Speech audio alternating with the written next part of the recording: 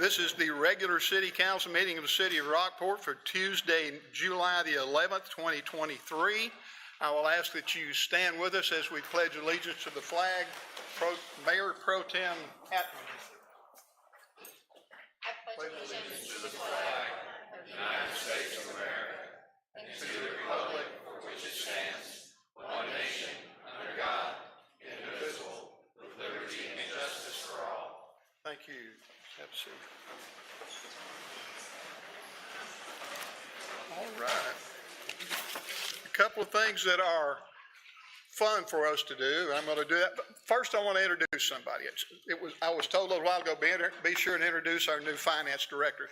Robbie Sorrell is our new finance director. He's just come on yesterday. I met him yesterday, and he came back today, so we're doing well. I appreciate having him here, and I'm sure that we've got some other people that really appreciate him being here because we've had a lot of people doing double duty trying to take up the slack, and we appreciate you. Thank you. We look forward to working with you.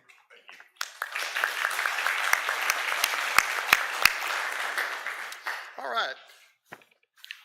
Each year, the Board of Directors from the American Red Cross chooses one business, company, or entity that has a track record of consistently providing outstanding services based on Red Cross principles for several years. The business, company, or entity must have applied these principles for the benefit of the public. The City of Rockport Parks and Leisure Services Department at their Rockport Fulton Community Pool facility has a history of providing quality swimming lessons to Red Cross certified instructors with those instructors and training and employing professional lifeguards that are Red Cross certified and have prevented drownings and saved lives. The Rockport Fulton Community Pool Services staff and leadership exemplify the principles and values of the American Red Cross. The 2023 Guardian Partnership Award was presented to the City of Rockport Parks and Leisure Services Department on June 27th, 2023, and we have a plaque to give to the director. And I look forward to doing this, and all of his employees, the guys in the blue guys and girls in the blue shirts, y'all come up.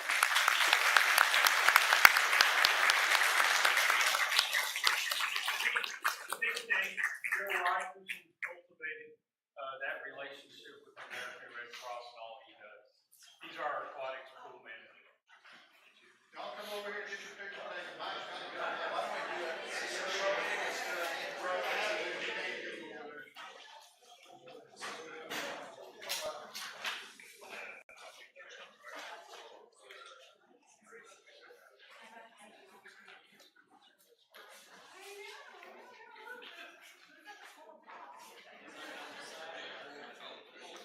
That's how I want to go to work every day. Flip-flops and shorts. I was going to say,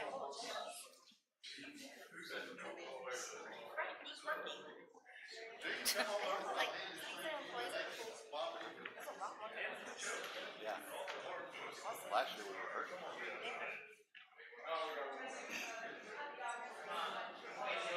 do I need my eyes checked or is that blurry? It's a little blurry. Okay, I thought I was.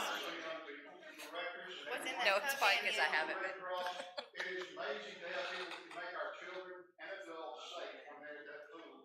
And they are very, very talented and willing to do that, and we appreciate them more than they know. We are blessed to have them with the park, working with the park department. Thank you, young ladies.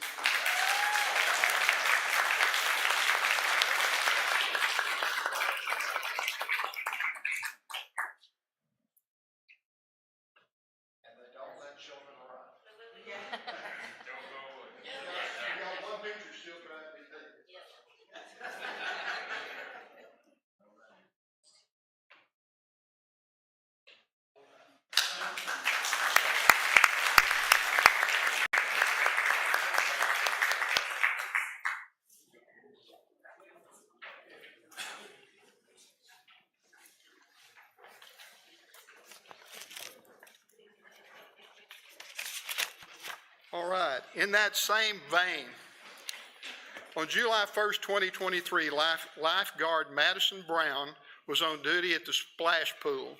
Small child was alone in the shallow water when the child fell forward face down. The child was unable to right herself. Lifeguard Brown noticed this immediately and responded to the child, picked her up from the water. Interestingly, the child was wearing arm floaties, but the water was shallow enough that instead of providing buoyancy, the floaties actually kept her face down in the water. Child's parent observed the assessment and helped determine the child did not ingest any significant amount of water. Lifeguard Brown's quick professional actions prevented a drowning. Lifeguard Madison Brown is awarded the Lifeguard Rescue Status Award. If you will come over here, we will take care of that.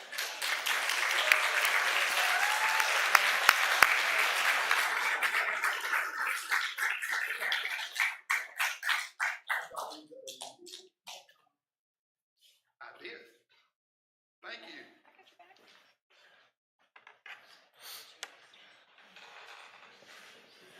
Thank you so very much. It is a blessing to our town to have you working with us, Secretary.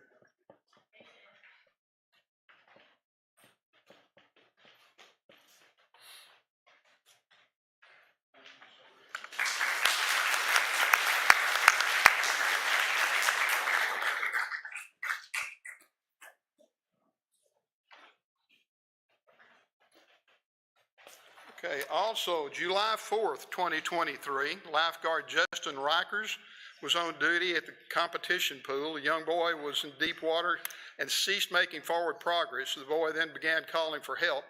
Lifeguard Justin Rikers quickly entered the water and reached the child. While swimming to the child, lifeguard Justin Rikers spoke to the boy, gave instructions to calm him down and get him to continue attempting to swim. The boy began to make progress and with minimal further assistance was able to get to the wall.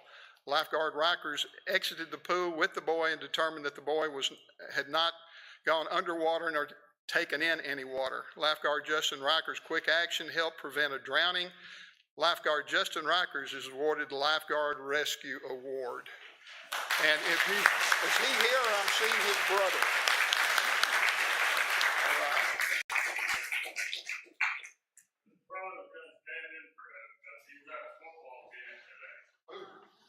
He would a whole lot rather be here than out in that heat doing football games. We appreciate it. Very much. Thank you. This is good having you.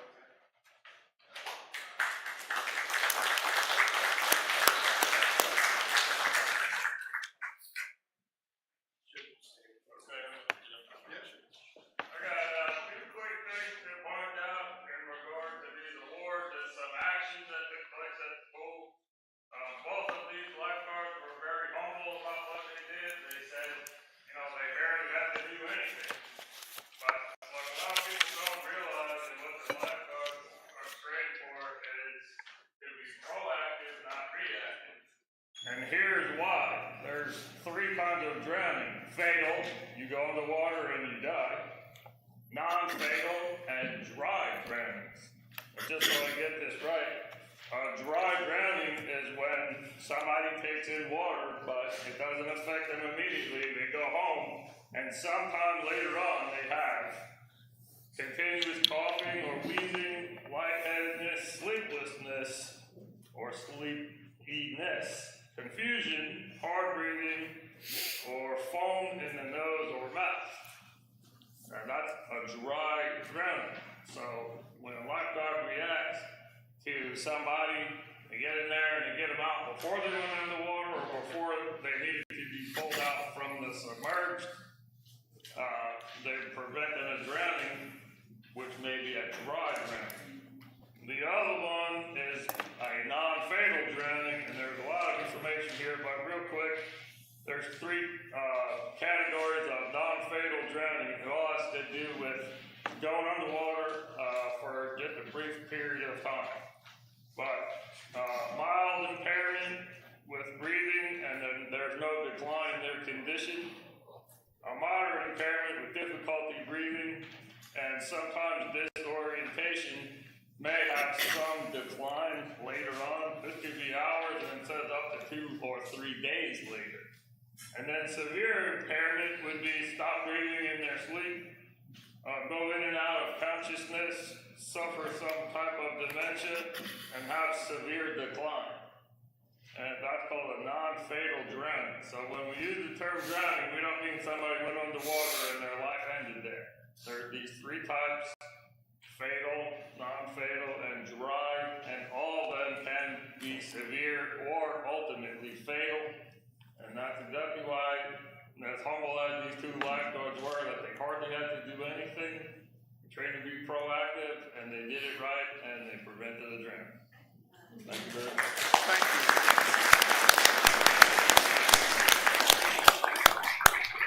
To establish presence of order, we'll have roll call of the council, Ward 1. Here. Yeah, she's here. Yes, aye. Sorry. Here. Ward 2. I didn't hear you. Here. Ward 3. Here. Ward 4. Here. Mayor here. We do have a quota. Next on the item is citizens to be heard. At this time, comments limited to 3 minutes will be taken from the audience from persons who have signed the speaker's card located at the table in the back of the training room at the service center and delivered to the city secretary before the meeting begins, or written comments received by 4 o'clock on the day of the meeting on any agenda item or any subject matter. It will be read at the meeting. Persons wishing to address the council and who have registered using the citizen participation form will have up to 3 minutes to speak. In accordance with the Open Meetings Act, council may not discuss or take any action on any item that has not been posted on the agenda. While civil public criticism is not prohibited, disorderly conduct or disturbance of the peace, as prohibited by law, shall be cause for the chair to terminate the offender's time to speak. I have 3 cards for people wishing to speak on an item not on the agenda. First off, Ken Barron. If you'll come to the microphone and give your name and address, we'd appreciate it. I'm Ken Barron. I live at 402 Cascades Drive in Rockport Country Club, and I'm a director of the HOA in the country club. And I'm here to address the same issue I've been here on multiple times before. I would like to have budget money included in this upcoming year's budget to resolve some of the projects necessary to eliminate the flooding in the country club when we have major rain events. And I've got a handout here, but Teresa says she's going to put it in your mailbox, so you'll have to read it later. But basically, it provides the engineering cost, the construction cost, and the reasons why we need to implement each of the projects.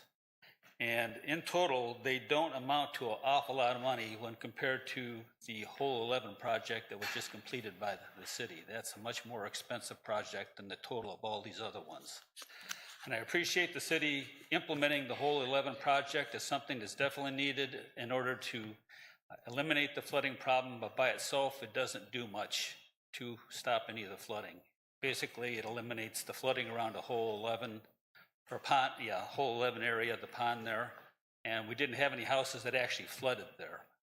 But all the ponds upstream of Hole 11 pond will continue to flood like they did during our July 2021 flood. There's nothing we've done to remedy the flooding in that location, and we haven't done anything to remedy the flooding in the central drainage area around Hole 10 and the clubhouse area. But if we implement these projects, we'll basically eliminate all the major flooding within the country club. And therefore, I want to make sure we have money budgeted to take care of that this year, this coming year in the budget. And if there's money available in this year's budget to start on any of these projects, you have a breakdown of what the costs are for each of the projects, including engineering versus construction, and you can pick which ones we can start on this year if the money is available. So I appreciate if you take a look at the handout that you'll get in your mailbox and see if we can find some way to remedy the flooding problem, because it's not going to go away on its own. We need your help. So thank you very much. Thank you, Mr. Barron. Next, we have Darrell Dean.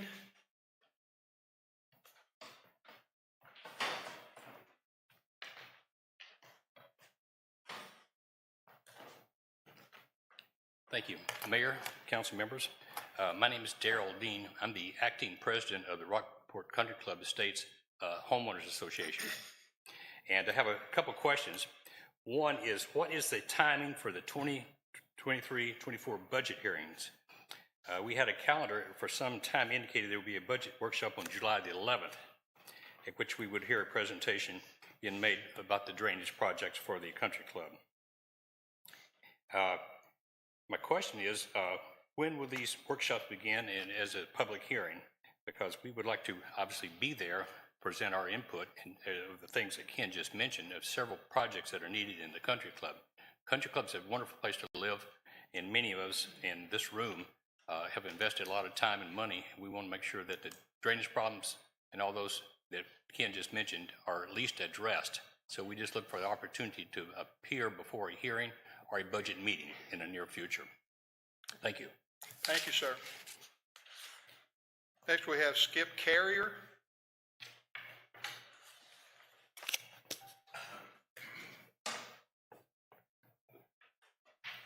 My name is Skip Carrier, 122 Cedar Ridge Drive in Rockport, in the country club. We're having a extremely dangerous situation with the deer. In light of the fact that we had the guy in the county mauled by dogs, the deer are so aggressive that we can't go out in our yard. It's because we have a 24-pound dog. Our next door neighbor has an 11-pound dog, and it was attacked Sunday on the porch going into the house. I think this is more what I'm doing is date stamping my problem, because it's going to come to a hard head. Someone is going to walk down the street with a dog on a leash, and naturally they're going to gather the dog up, and the deer is going to do some severe damage. Last November, my wife and I were in the backyard in a little garden we had back there, and she was on a walker because of surgery. I was crippled because of different kind of surgery. And deer came, tried to get to the dog. Well, the first thing it did was to go to my wife and get in her arms, but she's got a walker. How is she going to work? The only reason I didn't dispatch the deer then was because she needed me because of her condition. But it's going to come to a point, when they come within 3 or 4 feet of you to push you. And I know what the problem is. The problem is they leave the fawn there, and they're protecting their fawn. I know the state of Texas really looks after their wildlife. The deer belong to the state of Texas. I had the game warden at the house day before yesterday, and he gave me his number. But when these things happen, they're going to happen. Don't have time to call on speed dial.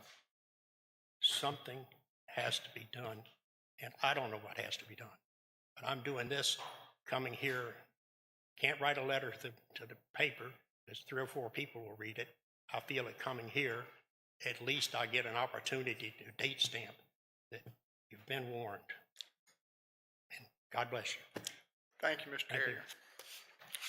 I have 2 people wanted to address an item on the agenda. It's item number 11 on debt. One has sent a form to be read, and Brundrett will read that from his ward. Patrick Kane, 1123 East Cedar Street, Rockport. Agenda item number 11. Please say no to taking on new debt. If this loan was going to be exercised at all, it should have been when the city needed to free up cash to cover additional costs for City Hall construction. That time has passed, and the city has been able to pay its bills without drawing from this loan. We have taken on enough debt over the last several years. It is time to say no to more new debt. Also, Mr. Scott Heim, if you come to the microphone, please, sir.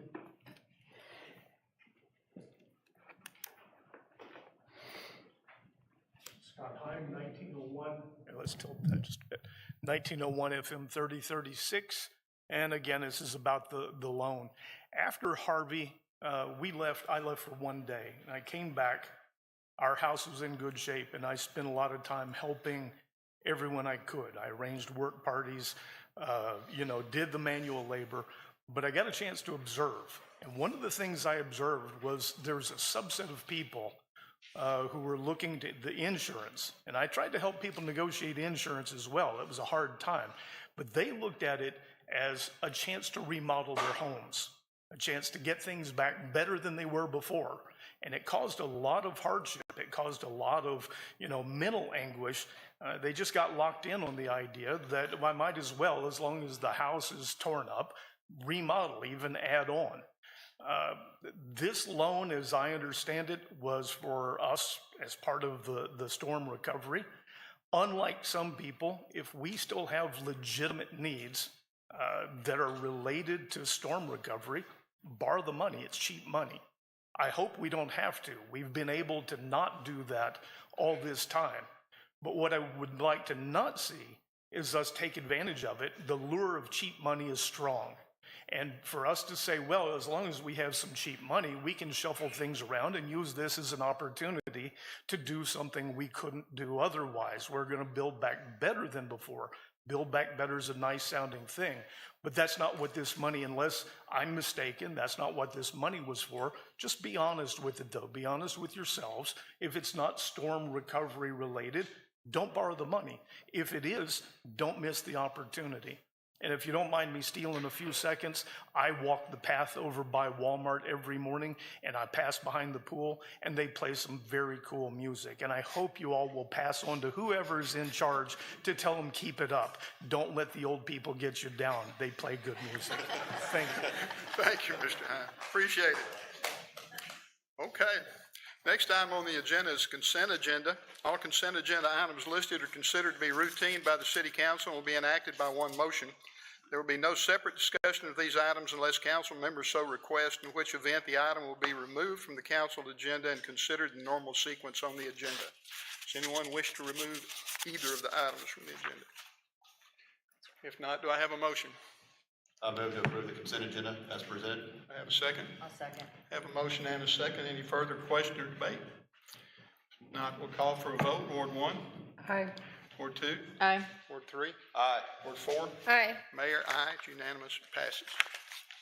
Next item on the agenda, deliberate and act to confirm mayoral appointments to city council liaisons to various boards, committees, and commissions. One of the things we try to do every year is when we have boards such as planning and zoning and other boards, the tree committee and so forth, we appoint liaisons and backup liaisons to those committees. And we try to do that, spreading it out over all of the people so that nobody gets too many of them to do, and try to keep it as much as we can within the area that they may live and represent. And we tried to get that done. I have sent these to the council members and they had no questions at the time. I will give them an opportunity, if there's any question y'all have right now, to go back over these. And if y'all want to hear who they are, I'll read them to you in just a second. If not, they can approve. Any questions? I have no questions. Are y'all interested in hearing who these folks are? I figured there might be some people. Let me read these and we'll get a motion in a minute. Aransas Pathways, the council liaison is the Mayor J-Rowe. The alternate is Councilmember Hale. Coastal Bend Bays and Estuaries, the liaison is Councilmember Rangel. The alternate is Mayor Pro Tem Hatman. Coastal Bend Council of Government, council liaison is Mayor J-Rowe. Alternate liaison, Mayor Pro Tem Hatman. Economic Development Council, liaison is Mayor J-Rowe. Alternate liaison is Mayor Pro Tem Hatman. Parks and Leisure Services Advisory Board, council liaison is Councilman Brundrett. Liaison alternate is Member Hale. Planning and Zoning Commission, the council liaison will be Member Hale. Alternate will be Member Rangel. Rockport Cultural Arts District, Council Member Rangel. Alternate Mayor Pro Tem Hatman. Rockport Fulton Chamber of Commerce, Mayor Pro Tem Hatman. Alternate Member Brundrett. Tree Landscape Committee, Mayor Pro Tem Hatman. Liaison alternate Member Brundrett. Building Standards Commission, Zoning Board of Adjustment, council liaison Member Brundrett. Alternate Mayor Pro Tem Hatman. Stormwater Management Advisory Committee, liaison Mayor J-Rowe. Alternate Member Hale. Tourism Development Council, council liaison Pro Tem Mayor Hatman. Council member alternate Rangel. Swimming Pool Advisory Committee, council liaison Member Rangel. and alternate Councilmember Hale. If I have no questions about those, do I have a motion to approve? I'll make a motion to approve the agenda as it read. Have a motion, do I have a second? Second. Have a motion and a second. Any further question? If not, we'll call for a vote. Ward 1? Aye. Ward 2? Aye. Ward 3? Aye. Ward 4? Aye. Mayor, aye. Passes unanimously. The next one's a lot like it. Next item on the agenda, number 9, deliberate and act to reappoint or appoint members to various City of Rockport boards, committees, and commissions. In going over these, we had 7 members in each. Some were up for renewal and asked to be renewed. Others were staying until next year. As it stands right now, Parks and Leisure Services Advisory Board has got 7 members, including 1 reassignment and others that were not up until next year. Planning and Zoning Commission has 3 who are reassigned, who are already on the board, and 4 rather, who are still there. The Tree and Landscape Committee has 3 reappointed and 4 who are still on the board, and some up until 2025. The Zoning Board of Adjustment and Building Standards Commission has 3 reappointments, 4 who are still on that board. So all of these boards and commissions are full unless there's other action to be taken by the council. What is your pleasure? We have 2 additional people who have asked about being on these boards. They are all full right now. They will be maintained and held until there are vacancies on those boards. I move to approve item 9 with the appointments as presented. I have a motion. Do I have a second? Second. Have a motion and a second. Any further question or debate? I'd just like to, Mayor, if you may, just like to say thank you to the citizens who have stepped up to serve on these boards, and those that have applied, that, you know, if there are vacancies that do come up, we will try to most definitely get them in. And if you see the citizens out there, if you see your wards not being represented in some of these, maybe it could be an opportunity for you to get involved in local government at some means here. You know, maybe the Parks Board, maybe whatever you want to be part of, but it's a good way to get started. That's all. Councilmember Rangel. Yeah, as far as the members that are currently on, if one of the applicants, is there a possibility of one of the applicants can replace the person within? If the council determines they want to replace one, we can go to replace it with someone. I would just, for planning and zoning, I know one of the applicants is from Ward 2. My only thing is, it would be nice to have that as equal as possible representation across all boards. Okay. And I know that there isn't representation from Ward 2 on planning and zoning, and we do have an applicant that we can consider.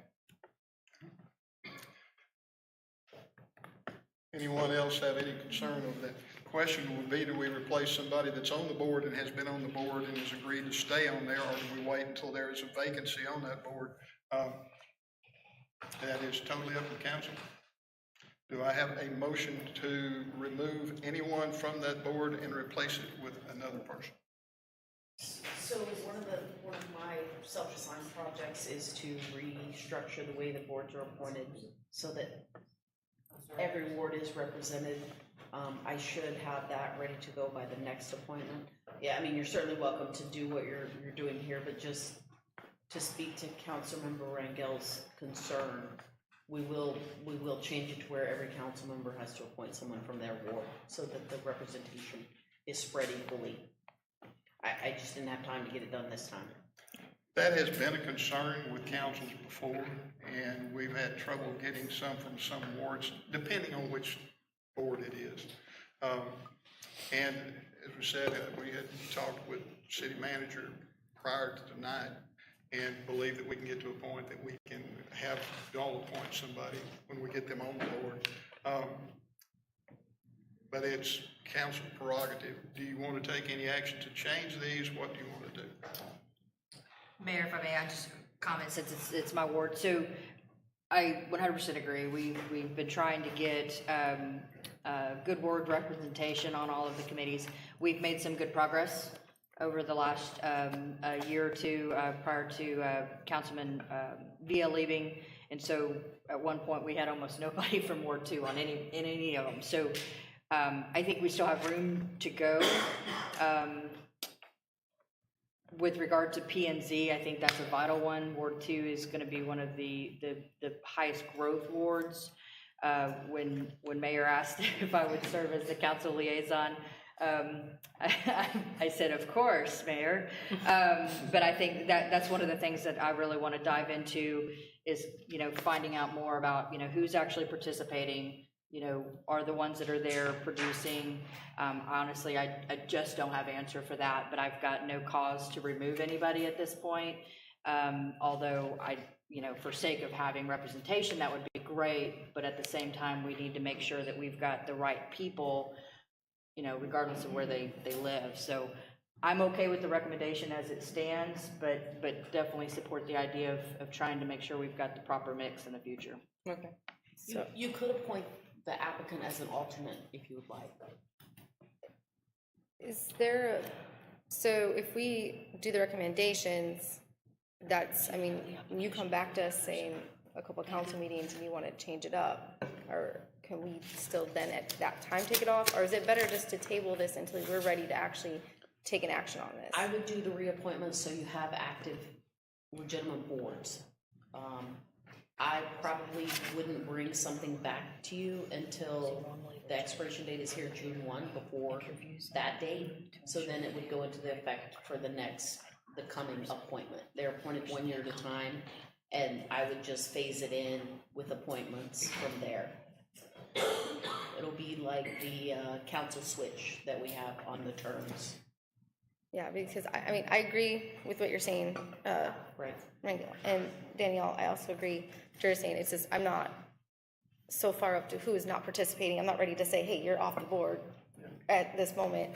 That makes me a little uncomfortable to say that just to replace someone who, we're not 100% sure right now. I reviewed the attendance. It seems pretty, they fairly attended most of the meetings, the ones that are up for it, but I wouldn't be against an alternate, it's your board, but I just feel like there should be fair representation. I wish that we could have redesigned this sooner, but if it's going to be something that can only be redesigned next year and established then, it is what it is. You can certainly remove and reappoint at any time.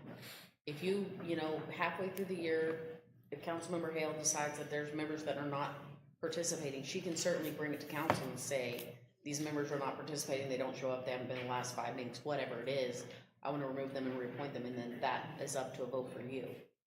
Those people serve at your pleasure. And as I say, I understand your concern, and it's been there for a long time. What choice we have? So I guess we're gonna. I'm sorry. Oh, go ahead, Danielle. No, I was going to say, can I ask a quick question? Is it customary that if we have a new applicant in the past, haven't you done at least an interview with that individual to see if they meet the expectation for that committee? So in this case, was that particular applicant contacted or interviewed? We have done that. Also, all of the board meetings are public meetings, and anyone that's interested and would like to be on one of those can come to those meetings and see if it's something they would really like to do, attend it and sit through the things. And then if there is a need for an alternate, and those things happen all the time, people have illnesses and they're going to be gone for weeks and weeks, and we certainly could do that. But I think that if we encourage anyone that wants to be on these boards and would like to sign up for any of them, please come see us and show up for the meetings and see if the ones that you're interested in are what you would like to do, because you may find out that's not the one you want to go sit in all the time.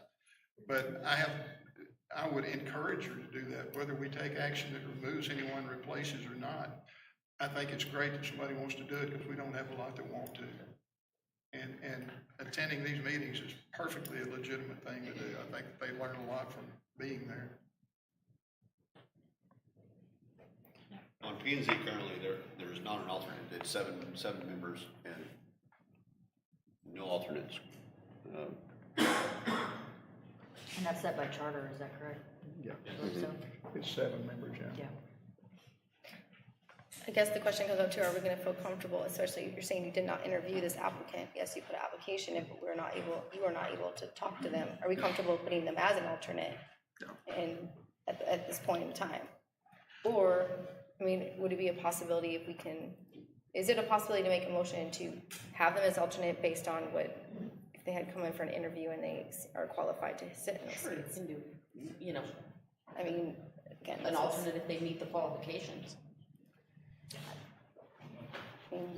I have no idea on the applicant. I had been what's the applicant's contacted. name you're wondering about? Um, I know there was 2 other ones, I just want to make sure. that- Yeah, one I believe was from Ward 4, and this one was from Ward 2, Christy Thompson, 2201 Prairie Road. Okay.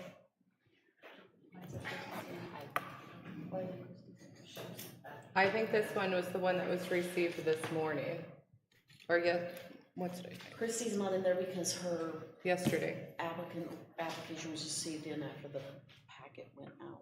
yeah. Need some form of action, we need to make a decision, somebody make a motion or a I guess suggestion. I make a motion to, wait, hold on. Hold on, There's already a motion. There's a Oh, motion. it's a and a second. motion? To approve the roster as presented. That's right, sorry. Did we? Yes, sir. Yep. Yeah. And there was a second? Remember here? So you can make a motion to call for it. amend the I make a motion to amend the motion that we can accept the alternate based on an interview with the mayor and based on the qualifications of the application.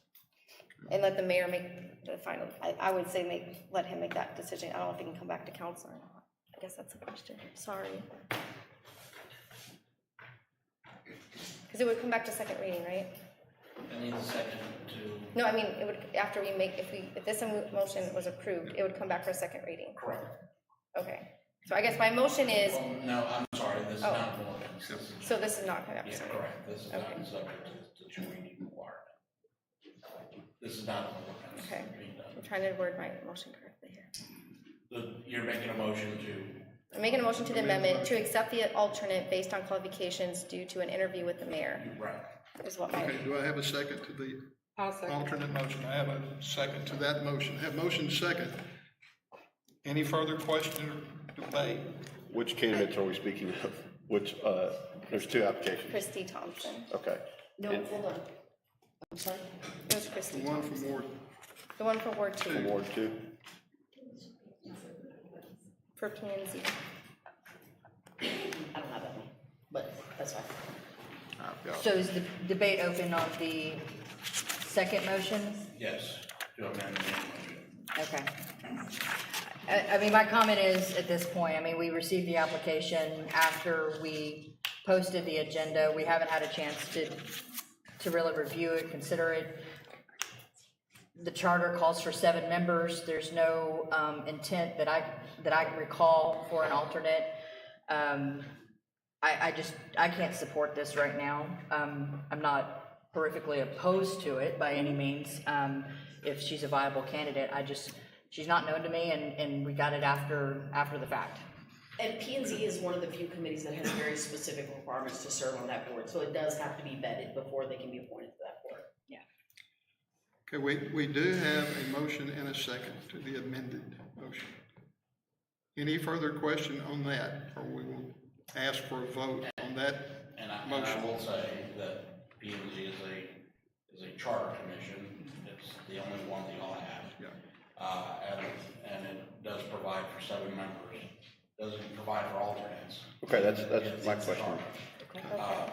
So I just want to make that as a caveat there, that there is no charter provision that allows for an alternate. Yeah, I think All right, this was, we when hear we went that. through the charter amendment process, this was the discussion, is that by leaving it in the charter, we are so fixed on the rules, we can't change it. So, and that was the one that didn't pass, is that correct? Right. So it stays as is, so anyways, I've So I made my guess this point. makes mine null and void then. You can withdraw it, your amendment. We can I'll just vote on the motion. I'll just withdraw. We would have to remove somebody. I think it would be the right So Withdraw your second. to keep it in alignment. Okay. Can we Okay. side table this and bring it back next Absolutely. meeting after she has been gone through, like, had an interview with the mayor? Of course. And then that way we're giving a fair consideration. You can always appoint everyone else, all the other ones now, and if you want to table just the P and Z one, you have that option as well. Okay. But, Postpone, I'm sorry. but then my question is that then it's still an acting committee if we don't appoint them today? Well, everybody's not. You have. Do you have enough people to have? Yeah, are we gonna have a quorum? There's 4 of 7. Yeah, then 4 is, you got 4, there's enough for a quorum if they all show up. If they all show up. If they all show up to a meeting, then it would still be a quorum. Okay, my other question would be, what would be the timeline if we, would you guys be able to have it by the next council meeting to have that vetted and looked at? Of course. Okay, we are back to the original motion, as I understand. The motion. The amended motion was withdrawn. Yes, sir. So the motion is. Motion is to accept those, the 7 as presented. Right. Is there any other question? I will call for a vote, Ward 1. And this is just for planning and zoning or the entire full? That motion It's wasn't the made, 7. correct? It's for all. It's for all the boards, yes, it's for all 7 of the boards, yes, all 4 boards. Aye. Ward 2? Aye. Ward 3? Aye. Ward 4? Aye. Mayor, aye. Next item on the agenda, item number 10. This is one everybody's been waiting for. I can see the smiles on people's faces.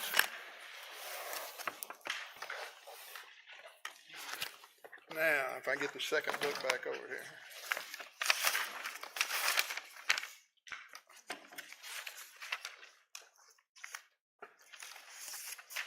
Item number 10, here to deliberate and act on request for fiscal year 2023-2024 grant funds from the Hotel Occupancy Tax Fund account for the following entities, and we will take these one at a time, so when I call you, come up. You've got 3 minutes. And first on the list, Rockport Fulton Chamber of Commerce Marketing.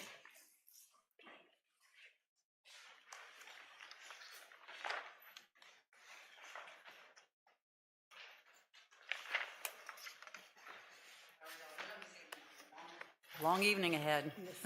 Shannon Biggerstaff with the Chamber of Commerce Tourism Director. Of course, you all know Shelley, our president and CEO.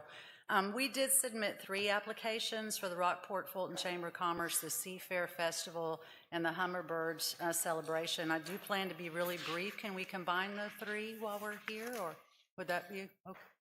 If that will keep y'all Brief? so you can get all, yeah, you can take 3 minutes for All all right, okay. those 3. But So basically on the, first I'm going to address the Rockport Fulton Chamber application, and what we did include was a 22-23 marketing plan as backup documentation, as well as the marketing plan results. And what I wanted to share first off is, you mentioned the Tourism Development Council earlier. We do have a development council that does take a great deal of time with our ad agency to look at our marketing plan for the year. Our ad agency does an awesome job in terms of placement, production, rationale behind where we put our marketing. The difference between the Rockport Fulton Chambers that we're here to market the entire community, Rockport and Fulton. So what does the chamber do to promote the communities? We're promoting the attractions, the events, the venues. We're basically promoting all the assets of the community with the intent of causing economic impact, whether that's buying a tank of gas, whether that's eating in a restaurant, and the most important is we're trying to put heads in beds. But we work with all of the folks behind us that are going to report to you this evening. We work with our local attractions and the managers and event organizers to promote what they're doing about the community. Local activities and attractions and events are promoted on a statewide tourism level, such as websites such as Tour Texas and Travel Texas and Go Texas. E-newsletter publications that we promote things that are happening in the community. We also keep the 12 text.travel information centers across the state well-versed with information on our communities. We promote, actually place TV, radio, cable ads in key feeder markets. And again, our tourism, this ad agency assist us in placing those best feeder markets. We know what our demographics are. We know who's coming to Rockport Fulton. We actually know what their interests are. We know why they're coming here. Is it in the winter? Is it in the summer?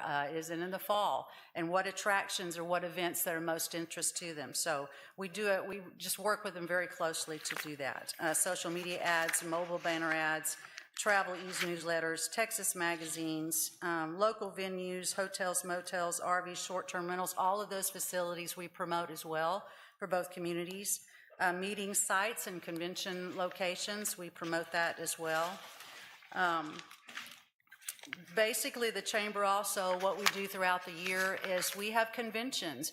Coming up very quickly, we have 100 just Ford Model T cars coming to Rockport, so for a week you may get stuck behind. Hopefully you won't, but if you do, you'll be excited about it because they'll be here for a week and they're going to be eating in our restaurants, taking advantage of our attractions and shopping. What the chamber does is we meet with this group business, whether it be class reunions, family reunions, conventions, and we put together goodie bags, information about our community, lodging, restaurants, so forth.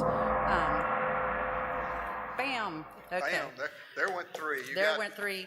Well, I'll just end Seafair and Hummingbird. Yes, I'll end this note right here on the on the Rockport Chamber of Commerce. Basically, our funding last year was $369,000 that the city provided to us. This year, we're asking for $385,000, and mainly because just basic cost, rise of cost of production. Also, our ad agency, they have not raised their fee since 2014, nor has the chamber raised our administration fee to accomplish what we accomplish.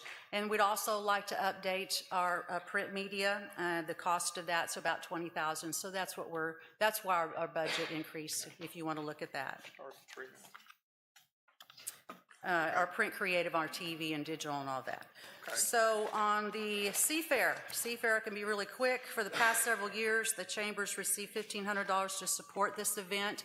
We use these monies from the city to market the event. Seafair last year we spent, our marketing budget was around $8,700 to accomplish the same thing this year. With rising costs, it's going to be close to $11,000. This includes digital cable TV.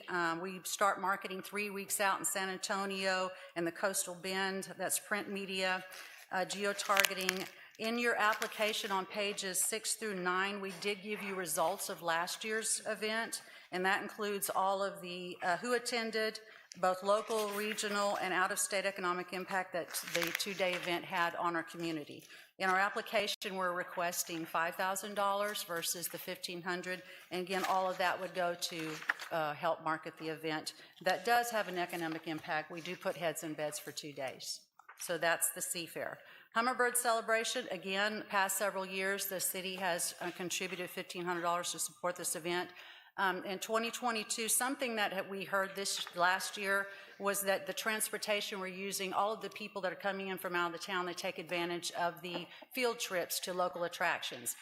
The biggest complaint we got was of the transportation that we were using. So we'd like to upgrade the transportation in addition to market the event, because we sold out completely. And we've also added new tours and programs to the two-day event. So in 2022, our transportation cost, and that was in the application that we submitted to you, was a little over $3,100. Marketing and advertising costs were $3,600. And again, we market outside of Rockport to bring people to Rockport Fulton. 84% of the attendees and participants were from out of town, and they did, again, impact all hotels were full for 2 days. We did a survey. We are, again, simply asking for $5,000. We'd like to contribute those monies to transportation to upgrade those tours and do a little bit more marketing. 39 seconds left. Any questions? Any questions? No. You're good. Okay. Any other questions? Appreciate your consideration very much. Thank you very much. Texas Maritime Museum. And we know we're going to catch you in the middle of a sentence that you really need to finish, or in some cases maybe a paragraph, but keep it as close as you can. Well, I think everybody knows that I'm a talker, anybody who knows me well, so I will try to keep this short, I promise you. Good afternoon, Mayor J-Ro and council members, thank you all for having me. I appreciate it, everybody. On to our numbers. We're doing very good for our second quarter for the fiscal year. We've already had 3,500 visitors in the second quarter alone for 2023. I'm sorry, that was for 2022. Actually, I miscalculated. In 2023, we had 4,000, so our numbers are continuing to increase. That is a 12.25% increase. So we are expanding our programs. We're expanding all of our education programs. We're expanding our curatorial exhibits, education, everything, and we are bringing more people in. As I've joked before, I use my 9-year-old son as a guinea pig. If he's not interested in the exhibit does not go forward. If you can bring a 9-year-old and he's interested in the exhibit, you can bring in an adult. You can bring in the kids, you can bring in the adults, you can bring in the grandparents, you bring in the families. And we have been very successful in that. We are now at the point where we are at not just pre-Harvey numbers, but how do I say this, pre-settlement numbers. When we were doing very well before Harvey, we were getting 10,000 people in, and then it obviously decreased to 8,000 and then to 4,000 during 2020. We're back up to about 15,000.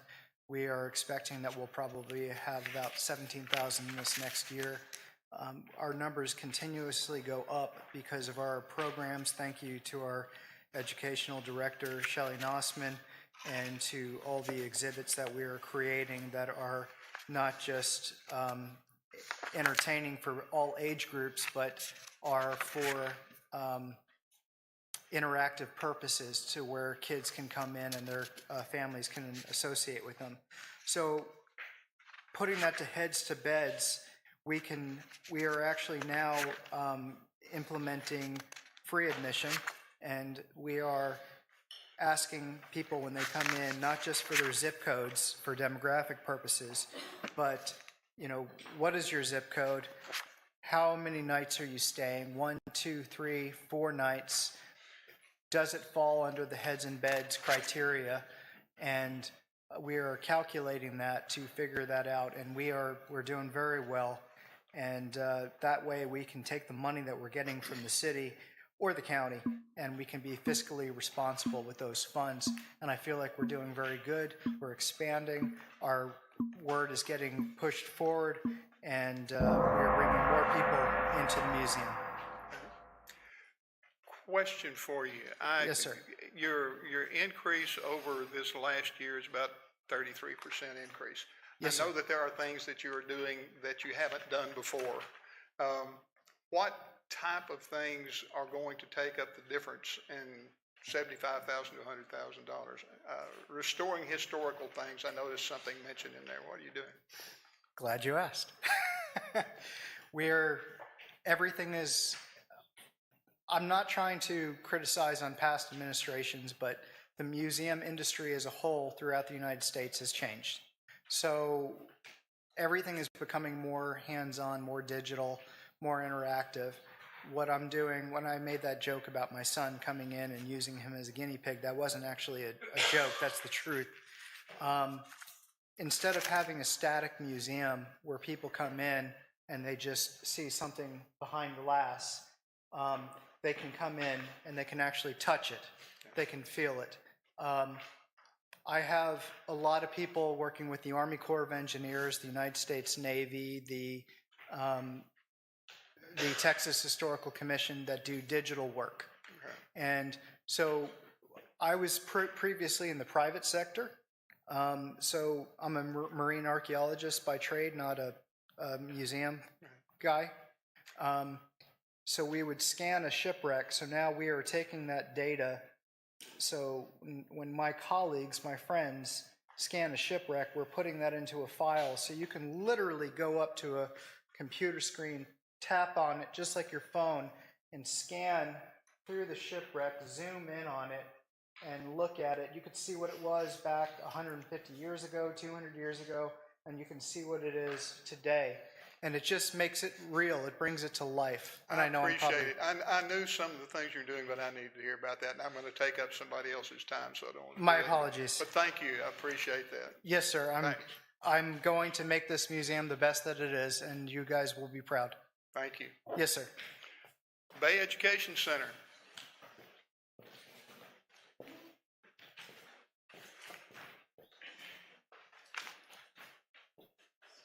Hi, City Council. My name is Sarah Faila. I am the Education Specialist at the Bay Education Center here in Rockport.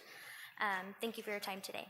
We are requesting $50,000 to allow us to continue operating as a free Rockport visitor attraction and provide free educational and outreach programming to Rockport Fulton visitors throughout the year. The Bay Education Center also provides free facility use for environmental organizations and state agencies to hold meetings. This in turn brings revenue to the Rockport Fulton area, as many of these organizations are from out of town. Some examples of these organizations that have already taken advantage of the free facility use are the San Antonio River Authority and the International Whipping Crane Foundation, to name a couple. We thank you for past funding to allow us to run this way, and again, we thank you for your time and for your consideration. Thank you. Thank you. Friends of Fulton Mansion.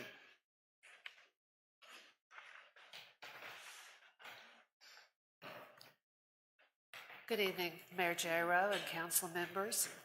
My name is Pamela Black, and I'm the board president of the Friends of Fulton Mansion. And I'm here to represent the Mansion, a nonprofit organization dedicated to supporting the preservation of the historic mansion. This year, Hot Funds have provided additional education tour guides and customer service support to provide an expected 25,000 visitors this year with a quality educational experience throughout the year. The funds have provided continued support for our annual garden upkeep and its associated general maintenance. We've begun the beautification of the site to attract new and returning visitors, while also allowing locals the opportunity to enjoy the manicured site on a daily basis.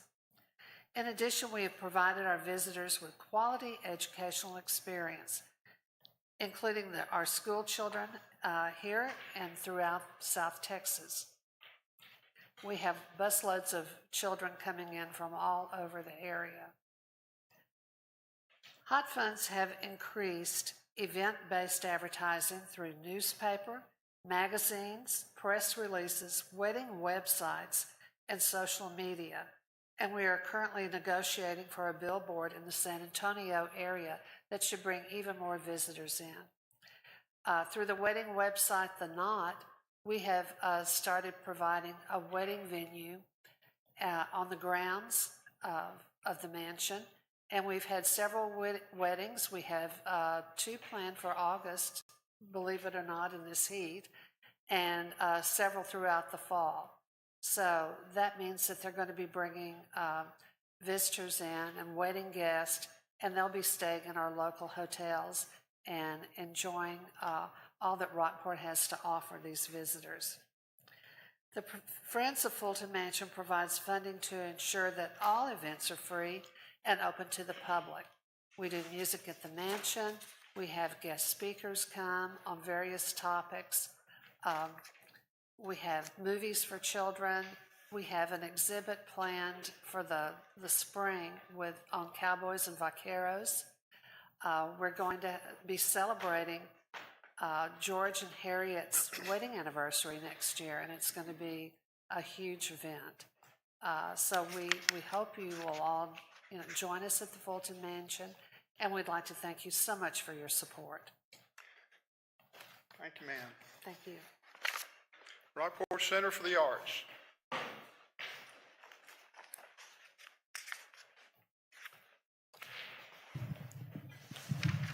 Good evening, Mayor, council members.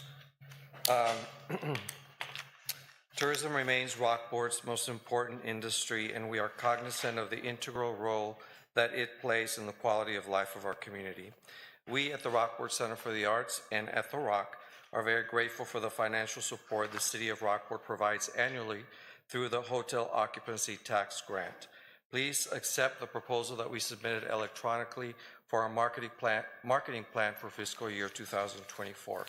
I'm going to skip to slide 27 because there are actually 33 pages in my report, and I'm going to cover both the Rockport Center for the Arts and The Rock. Very quickly going through some tourism and program and event statistics, and then moving on to the budget. So in slide number 27, you see some of our programming impact from December 10th of 2022 to May of 2023 when this presentation was prepared for council. We are unable to really compare our data to any prior year since Hurricane Harvey because our facilities are so much larger and they're doing so much more in some new programs that really there's no apples to apples comparison between the present and what we think is going to be a very bright future in the past. In youth education, we have served 2,451 children from December to May in free family programs. Our Young Chefs, it's a new program, graduated 32 students in 4 sessions. Our summer art camp is projected to have 310 participants, and those are currently enrolled. We started a ballet camp this summer, and that serves 72 people. We have 30 camp dates and 3 very unique offerings, and that just points to one rubric in the services that we are providing our community and our visitors that has grown tremendously. Our adult education programs, we're bringing a master class series and bringing artists from all over the United States to come and teach workshops and classes in Rockport, and those activities are being promoted in nationally recognized art magazines. Our membership has grown from 425 people at the end of 2021. It says here 1,028, but that number is closer to 1,300. And it just goes to prove the heavy lifting that our new facilities are doing, attracting not only locals but visitors from across the state and the country. And also we've had 47 participants in our adult culinary classes. We've hosted 4 concerts with 400 attendees, many of them visitors from beyond 75 miles. Our public art program continues to grow. We have 20 total sculptural assets in our various sculpture gardens and in the cultural district, and we have 1 being installed in August. Can I get the other 3 minutes for my second item in the agenda? All right, let's go ahead and keep on going.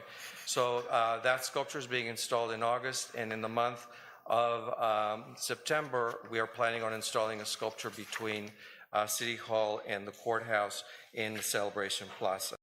We have 36 annual exhibits in our 4 galleries. Gallery visitors between December and May, 36,000.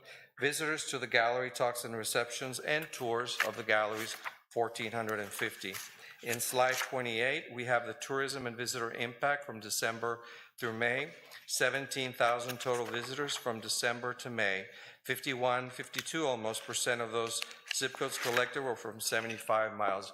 We too asked them, are you staying in an area lodging facility? And if so, how many nights? So this is really hard data. It's not fluffy. 19,410 nights in area lodging facilities. Total event guests since November 2022, 3,842. 43% of those zip codes collected are beyond 75 miles, generating 1,515 nights in area lodging facilities. 20,858 year-to-date total impact in attendance.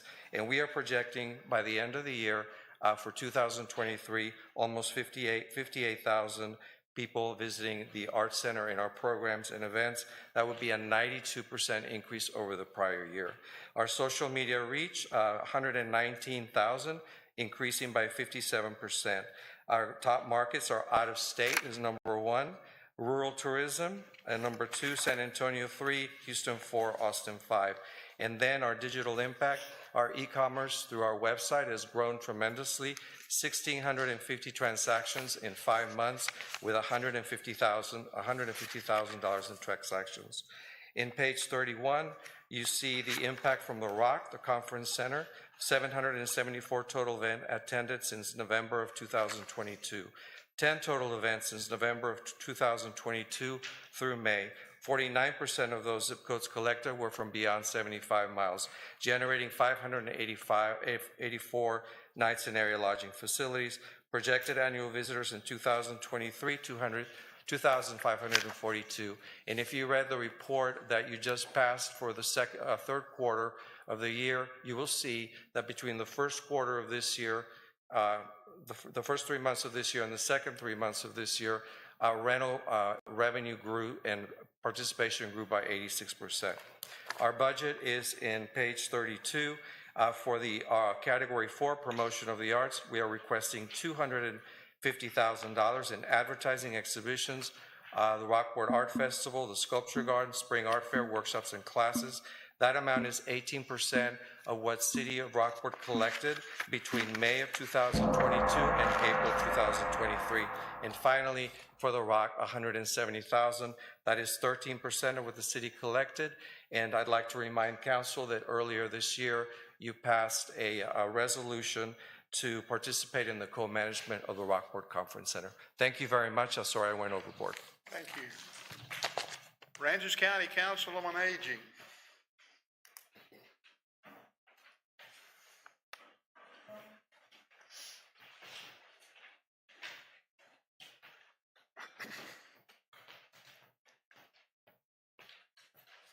Hello, I'm Mary Ellen Neese.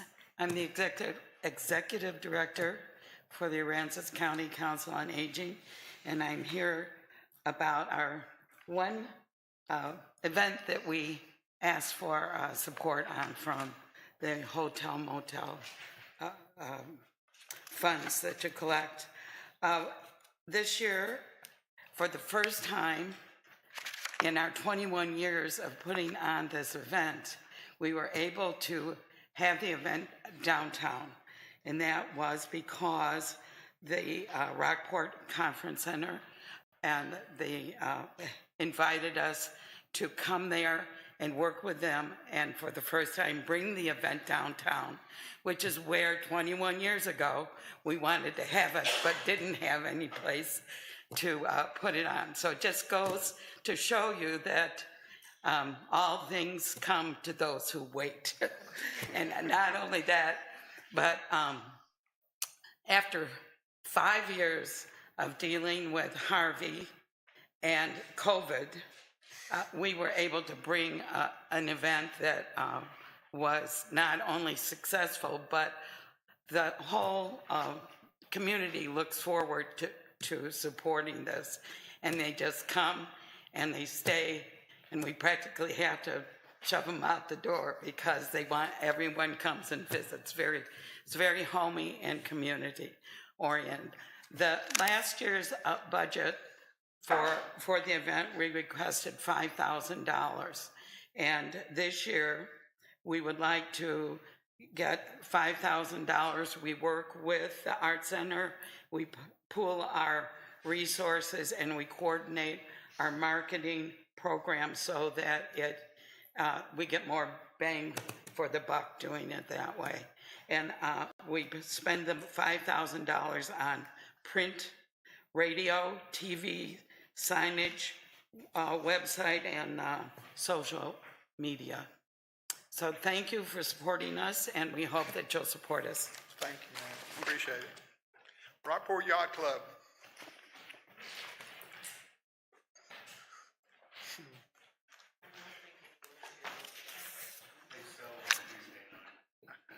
I'm turning the page already.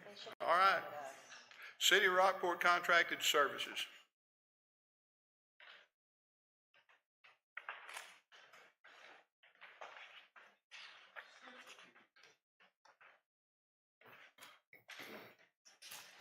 Mayor, first, Mayor and Council. If you have your updated packet, the contracted services moves up to the top as a static payment. You have your updated sheet. Yeah, I sent it. Which you emailed, yeah, that's up there. Yeah. So are you suggesting we don't need to consider this one? That moves up to, right, our expenses. Very good. Okay. Okay. So Gina's next with the tropical Christmas though. Okay. Correct. And Tropical Christmas is our largest event. I have not been director when this event took place, but it draws a lot of people. It's open to the community, and we've had a difficult time on these events because we don't charge admission. So it's hard for us to capture actual numbers. We're going to try and do better at that, and also where these people come from. But knowingly, I received a call the other day, and it's here in July, and they said, "What's your tropical Christmas date?" I said, "Okay, it's December." And they said, "Oh, good, I got to get my room." So I definitely do know these events do put beds in the heads and beds, and that they do attend these events. The largest expense for this ask is the fireworks that go along with the tropical Christmas. That is $35,000 worth of fireworks that we will be expending, making that expenditure for that event.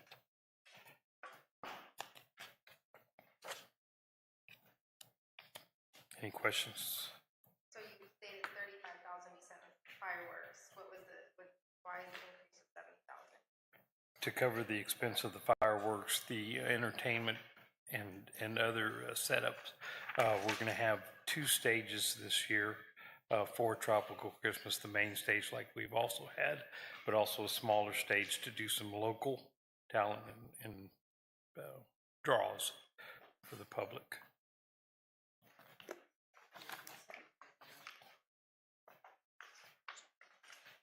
Yes, yes. And Just point of I clarification, apologize for... It's the same ask as last year. It's not an increase of 70. Oh, sorry, I read that wrong. Thank you. Unless I'm wrong. No, I read it wrong. Okay. I just was confused by the 35. That's fine, perfectly fine, so was I. Can I do my other events too? Go right ahead. Kite Fest is next. Very successful event this past year. I did participate in this one. 45-mile-an-hour winds to start off with. We had to get things. A lot of participation. A lot of evening people coming out, stopping, and who are staying in the area. I think it's a really big bang for the buck. We get kite flyers, professional kite flyers, from all over the area, all the way to Galveston, who participated, who come. And we also do, in conjunction with some of the staff from the Rockport Center for the Arts, do the kids' kites, where they color their own kite and bring it out. Very successful. I didn't think they'd hold up in that when they did. In the evening, we were going to have the night kite flyers, which in the past, from my understanding, has been a big draw for these people who come out and see them. The wind dropped to nothing, and they couldn't have it. But even as far as that, the entertainment lasted on until 9, and we had people mingling, people from out of town, and come and see the events. I think it's a very worthwhile effort. Any questions? We're going to take a 10-minute break. We've been going over an hour, and I promised somebody in an hour we'd get out of here. 10 minutes, and we'll be back. Yeah, it's on a roll. And somebody was you? No, it wasn't me. It was Kimberly. You better make her happy. Yes. Absolutely. Oh.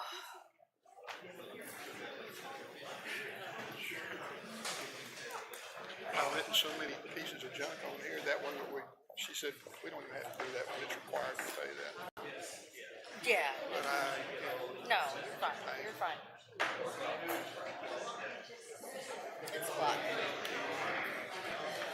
Please approach the bench. you certainly may. I'm a newbie at this, and we're kind of old. Shocker, right? So we have a cheat sheet for the council members from Okay. Christmas on the Beach. Is it appropriate for me to hand You that have to to you give them to now? Teresa. We're supposed to get them from her. So give them to her and tell them to give them to us, and she may give them to us. We just were hoping you'd have them to look over while we're speaking. She has to have them. Oh, I'm so sorry.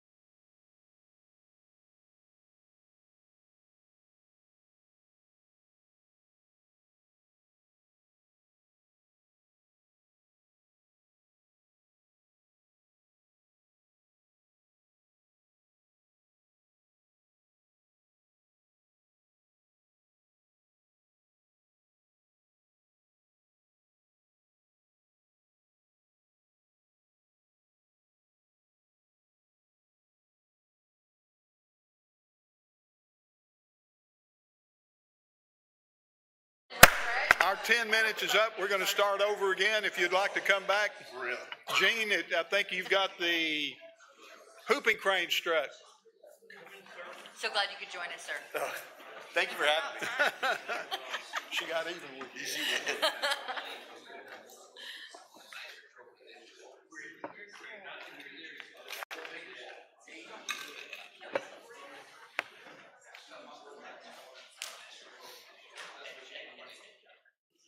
Hooping crane strut. I just got informed we have to increase the ask. The chief would like nicer trophies for his participation. He got first place. By the way, I got third behind him. I should have tripped him because he was running through it. And next year, very well attended event. The funds go to the Friends of Aransas National Wildlife Refuge. Why is that important? It is a draw for our hooping cranes, which put a lot of beds in heads because they are the poster child for the Endangered Species Act and isolated here at the Aransas National Wildlife Refuge. The event coincides with the hooping cranes departure back north, and so it's a well-attended event. Oyster Fest is also in town for that. It's a multiplier event. We had our largest turnout this past year, 304, okay, for that. And I signed up 8 elderly, my mom's friends, for this next upcoming year. They're ready to go. And so I think it's a very worthwhile event, very well attended. And any questions on that event? Okay. Public art? I think that's all of the events. The only one that I don't think we've ever asked for it is the event support event. That's very critical to all our events. We also do an Easter celebration, fall festival, our Memorial Day park service, music in the park, disc golf tournaments, baseball and softball tournaments. Bring these people into Rockport to participate in these events and put beds in heads. These events are very staff intensive. Brittany Elkins is sitting at the back. She's Assistant Parks Director. She is the event planner extraordinaire. We have whiteboards. We're mobilized for the staff. I think our staff does a great job of putting on all these events, picking up trash, keeping things clean, and doing a great event. So that is our ask for event support. It's very lean on that because there's a lot of planning of staff time that goes into that also. Okay. How many events do you do? I didn't do an exact count, so probably at least 12, right? 12 a year. And I mean, we do so many other events too. This past weekend was Popsicles, National Popsicle Day. I keep looking for Brittany because she guides me on this. Ukulele lessons in the park. We've got the Zumba fitting events that go on and stuff. And so, although there's 12 maybe major events, we do a lot of other events also. Okay. All right. Thanks, sir. Thank y'all. Public art. Public art is my vision with that is with the new city hall to maybe do a little bit of a satellite art gallery, work with Luis, and maybe get some rotating wall art in there. We haven't budgeted for any public art or art in the public spaces. And then the money that I'm putting in there would be potentially to buy pieces that fit well with the facility. That's it. Thank you, ma'am. Rockport Cultural Arts District.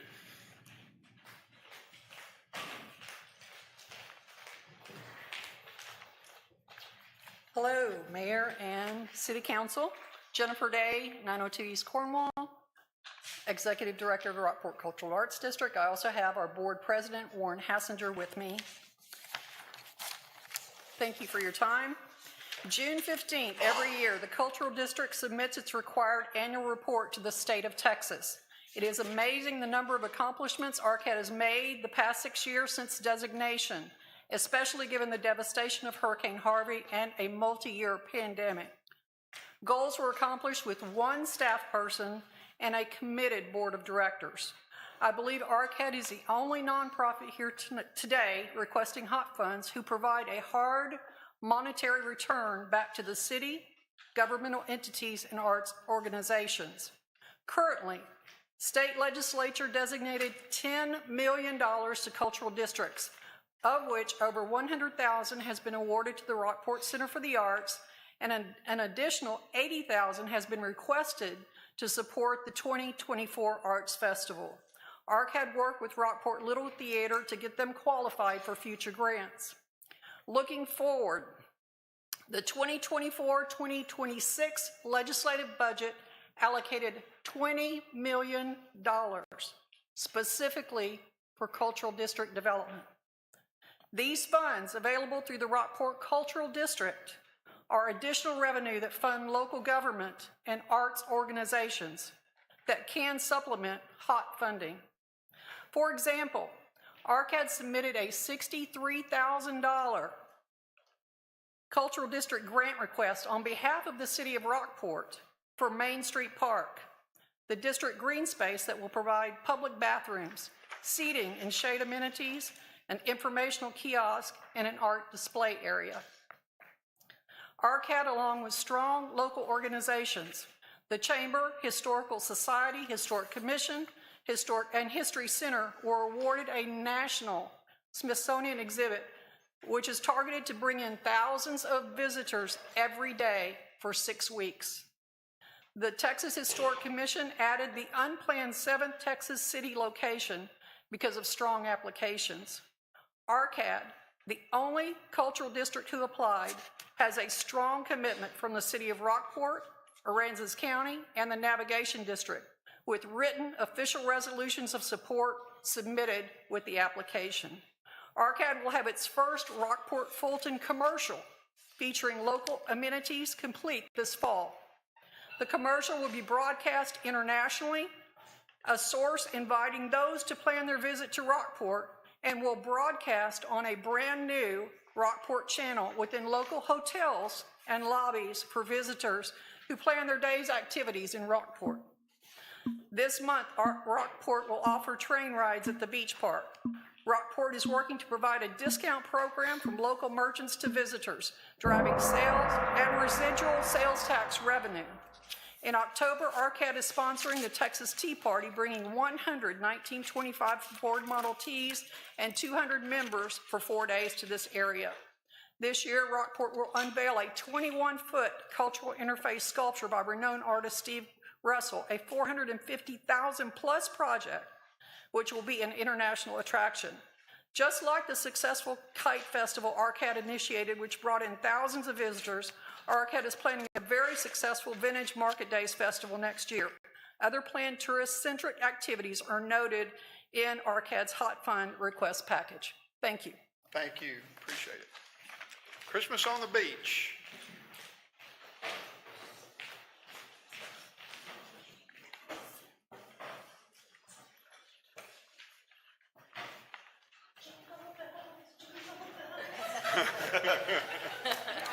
Christmas in July. Good evening, Mayor and council members. Thank you for allowing us this wonderful opportunity. My name is Marisa Zamora, and I'm the president of Christmas on the Beach, and this is Shiloh Mitchell. She is our secretary-treasurer. Christmas on the Beach, COTB, is a brand new 501c3 nonprofit organization created just last year. It is a month-long drive-through Christmas light display along the Rockport Beach Circle with the primary purpose of celebrating the birth of Jesus while at the same time benefiting as many nonprofit organizations in our community as possible. Secondly, we feel it's important to offer an opportunity for all individuals and families in our community to create fond Christmas memories. Does anyone here remember when you were a child, your parents would drive you through looking at Christmas lights? We do, and it brings back many smiles. In our community alone, 60% of our children fall into an economically disadvantaged category. COTB offers a free drive-through for all of these families. We are a donations-only event which the participating nonprofit organization volunteers collect on a nightly basis during the entire month, regardless of the weather. Although vehicles can drive through the circle anytime after the front booth is open, we only collect donations for a 3 to 4 hour period in the evenings, We gather stats during this time period, so our numbers only reflect the visitors during these collection times. We had over 1,687 cars drive through with greater than 4,300 people. Of that number of people, almost 2,000 of them were outside of our 75-mile radius. There were 133 different zip codes from Texas alone and 57 zip codes outside of Texas. We counted visitors from more than 33 states and 5 countries. We raised over $8,700 and distributed a $547 check to 15 nonprofit organizations right here in our community. At the end of the season, we held a Bright Lights Awards celebration and joyfully distributed these checks. Our birthday party and Christmas celebration lasts for an entire month, giving visitors ample time to come and visit Rockport during the holidays. Our goal for this year is to increase our NPO and business participation to at least 30 and to keep growing down Rockport Beach Road. We plan on partnering with several local hotels to include them in our advertising in hopes to bring more visitors from out of town and out of state. Our little community will have bragging rights when we can eventually compete with Zilker Park in Austin or Christmas Drive-Thru Park in Cuero. I believe we've had a great start. As a brand new organization, we feel that COTB was a great success last year because we poured our hearts and souls into what we did, but we did it out of pocket and we struggled greatly. In order to continue, we need substantial assistance to sustain and to grow bigger, better, and brighter for the city of Rockport and the surrounding communities. Thank you for your time and consideration. Do you have any questions? All right. Rockport Little Theater. Just want to point out, if they can do this in handwritten zip codes, everybody could be doing this. So this is really amazing. Y'all did good work. Good evening, Mayor Jarrow and council members. I appreciate this opportunity to make my presentation before you. This is the first one for me. I'm the new kid on the block. Rockport Little Theater has been around since 2000 for the most part, but we're a newer organization now. We have, as of 2020, a theater in the Cultural Arts District, a viable theater, an intimate little theater in Rockport, Texas, in the Cultural Arts District. If you look at the proposal I have in front of you, it's in 2 parts, of course. The first part being event funding, the second part signage. I'd like you to set aside the signage. It's of importance to our footprint, but it's not as important as the event funding. I'm asking for $48,000 to fund 6 shows, which is essentially our 6 primary shows during the year. Each one of those, expense-wise, if you look at the proposal on the first page after the application ends here, it's broken down. It's about $7,500 per show in expenses. We generate about $9,000 per show in revenue. That money goes to pay for our mortgage and maintenance on a new building. This is something we never had before. We would generate revenue and we'd roll it back into shows. So if you look at that page there, what I'm asking for, essentially, too, if you look at the proposal, we're basically only spending about $500 per show on marketing. We'd like to improve that. We use the Rockport pilot, our website, the Facebook, Twitter, Instagram. We're starting to monetize our Facebook page and doing boost and so on and so forth. The proposal that I'm asking for is $7,500 plus another $500 per show. Now, any funding for any one of these events, whether it be one event or all 6 events, would be greatly appreciated.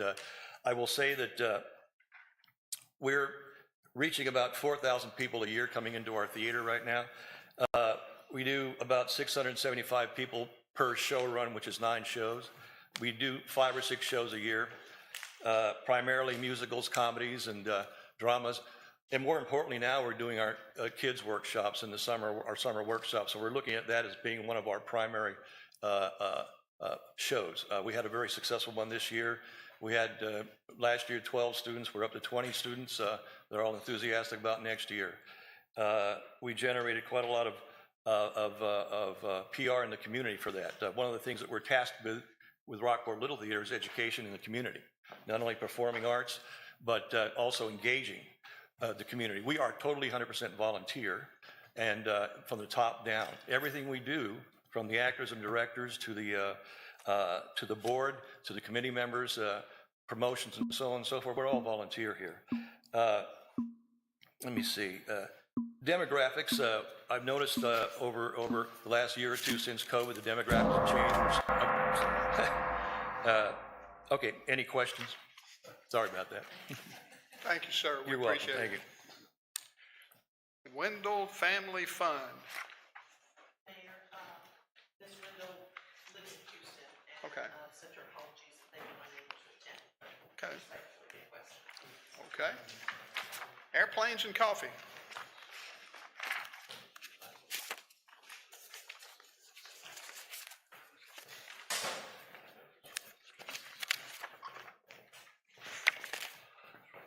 Good evening. Thank you for having us and considering our application. First off, we want to thank City of Rockport for your platinum sponsorship to Warbirds over South Texas over Memorial Day weekend. We're very proud of that event, and I have Mike Gear, airport manager, with me, and Jerry Brown.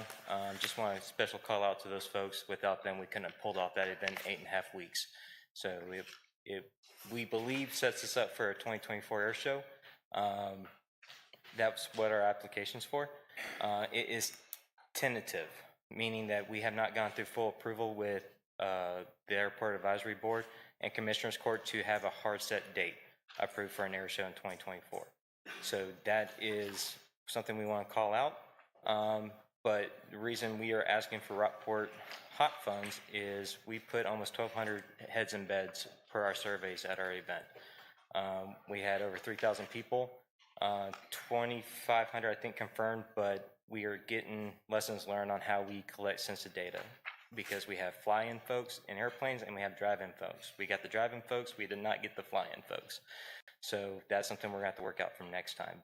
But we are confident that we will be ready for air show in 2024. So that's our application. Any questions for him? I do have one quick question. The Airplanes and Coffee 501c3, if the air show doesn't happen here, does that nonprofit potentially take those funds elsewhere, or these have to stay here? There's no risk there? You make an approval, it's conditional on the event happening here. And that's our agreement with Airplanes and Coffee, is this is for our air shows. They set aside a ledger for us, and this would be our third event with that 501c3. Okay. We Would don't that be something we award- need to consider, and if when we go to funding? Do we award the money? Yeah, they have to turn in their reports, and we don't award the money until after they spend it. It's a reimbursement. Okay. So if the event ends up not occurring in the fiscal year, It'll get it just refunded, washes? basically. Okay. Thank you. And we control the spending among our three groups, so. All right. Thank you. Thank you. All right. So now we're gonna have the big spreadsheet that y'all all saw last year, Councilman Gloria, and she'll get a quick lesson on the end. I watched last year. Okay, there you go, she watched last year. So we're gonna start with Councilmember Hatman. I'd like to go down and just, unless you have any questions for me. I just wanted to ask the same question I kind of asked before. Say this was all approved 100% for what was asked, what would that? If you awarded everybody that was asked, you would have a reserve left of 404 days. Your practice is have 365 days of reserves, so you have more money than asked. Okay, so we're in good standing. Absolutely. Okay, so that's where I kind of want to start off with that. It is. Thank you for asking. I thought we were 289 in the hole. No, we were. Yeah, it changed, that's why I was trying to make okay. sure that was. So you'll set have, out there. yeah, you have a balance of $1.6 million if you award the $1.4 million. Got it. That's why I wanted to put that out there. You wanna make a motion? Why do I have to make a motion? You don't have to. I don't want to make a motion. I was ready. Keep going. Well, then, Brad, shush, then it's do my it. turn. Okay. If so- it's everybody's wish to fund everybody fully, then there's no need to go through the exercise. If it's not your wish, then we'll keep going. Well, my personal wish, yes. If we can be at the if we're at the forum 4 days, I mean, I just want to say I think that you guys do all a great job, and I think it does bring a lot of heads and beds, and I appreciate everything that y'all do. So if I can fund fully everything that I can, I would like to do that. That's what I would like to put the numbers in. I'd make a motion. Oh, there you go, go ahead. I make a motion to fund fully all the requests, all the hot funds this year. Second. I have a motion and a second. Have any questions? Before we get a little bit further, I've been through all of these things and looked at them hard. Our town has had problems since 2017 and the hurricane hit us. We had COVID, we had people died from COVID. We've had all sorts of issues. We've had flooding, we've had freezes, we've had all sorts of things go on that have given problems to everybody that is involved in doing nonprofit work in our community.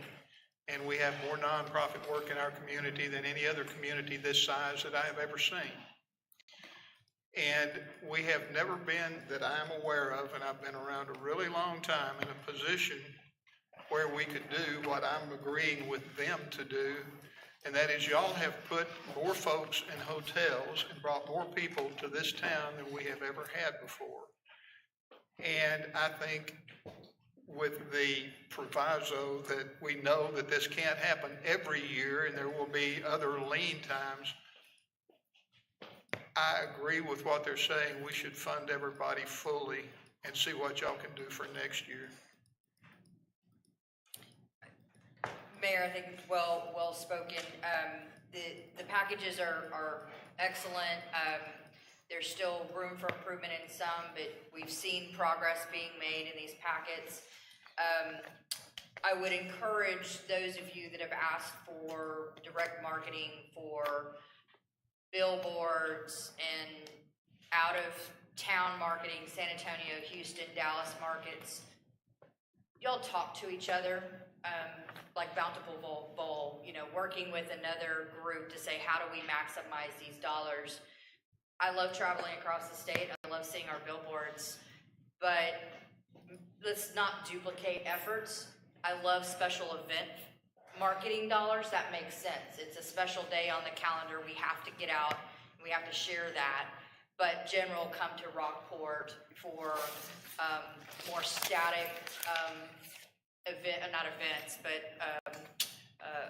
museum or those kind of things. I think there's some opportunity that we can look at making that the best use of our dollar. I think y'all are doing a great job. Continue to enhance the way that you use technology to capture our guests. Louise, you've done, I love your report. It feels like there's 50 pages of just great data in here. And that's other organizations can learn from that and work together. So anyways, I think this is exciting for us. I also want to thank staff for paring these down. So even though we're making a motion, or we're potentially going to pass all of these, not everything made it into the packet. So they've done a lot of work to ensure that the expenditures and the projects are eligible. And so thank y'all for that hard work. I think what I would probably, just as Danielle said, utilize those funds for media appropriately. I did a lot of deep diving into this as it was my first time, so I did see, I do a lot of, driven by data, so I saw a lot of decreases in attendance. I think a lot of that has to do with what kind of advertising we're putting out there for certain events. So I do try to encourage, proper and wise use for these funds when it comes to advertising. Anything else? Mayor, just to piggyback on what you were saying, that we're extremely blessed in this community to be able to provide this amount of money, but I would also highly encourage those that are relying on hot funds that we may run into lean years and nobody knows. I don't have my crystal ball. It'd probably lie to me if I did, but anyway, just know that we may not be able to do that in the future, but I continue with my second on that one. Call for vote. Ward 1? Aye. Ward 2? Aye. Ward 3? Aye. Ward 4? Aye. Mayor, aye. Congratulations, y'all. Thank you.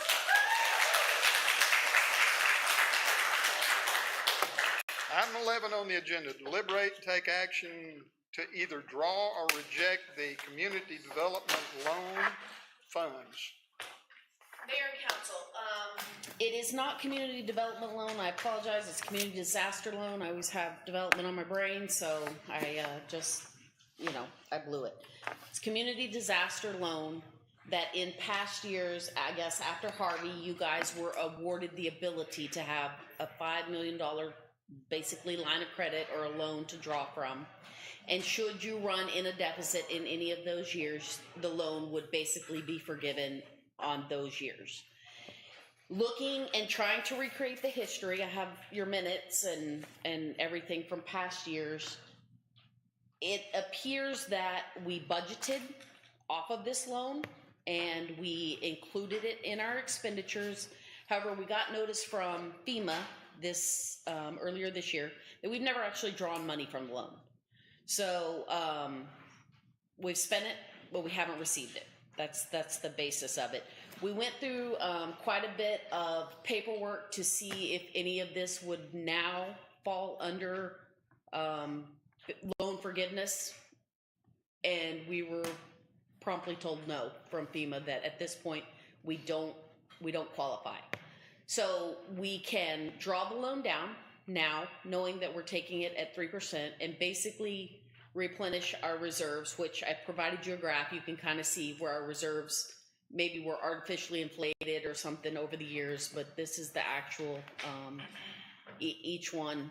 And that's probably where most of the money was made up from. If we had any leftover over revenues or under expenditures, it was kind of, I guess, used to balance out not actually taking the money. But now we're at a hard date. We have to have by next month whether we're going to take that money or not. The caveat of taking the money, it's cheap money. I'll say that. We can't get 3% anywhere else, but it does have to be paid back by 2028. So we have up to $5 million we could take, and then we only have basically 5 years to repay it because we don't qualify for any forgiveness. I can answer questions. I can't answer questions about the historical mindset, but I can answer questions that are recorded in the minutes because I have them. Fire away. I'll start. I heard a lot of deep breaths. I'll start. I was involved in, I guess, going back to 21 on the history of this. I guess I would say that the good news is we never borrowed the money. The bad news is I guess it was just allocated out of the general fund. We used funds that maybe could have been used elsewhere. We didn't borrow the cheap money. We just used it on ad valorem taxes or what have you. I guess the good news is, but we don't have a loan to pay back. What worries me is if we draw on this loan now, is that it is due, the note's called by 2028. That's correct. So whatever we borrow from today going forward, it's a short-term loan. And You have 5 years. If you take $5 million, you're going to pay back $1 million a plus year. 3% a year. And I don't see that happening in our future budgets, not without an increased tax rate. We can't handle it, yeah. So, I don't recommend us borrowing any more money off this. We made it without it. And that's my recommendation. You can see in here, I recommend that we don't. We've done a really great job tightening our belt. Everybody has, the department heads have been more than willing to pitch in and make up the difference. I don't recommend it just because it's gonna hit us hard paying it back. If we had,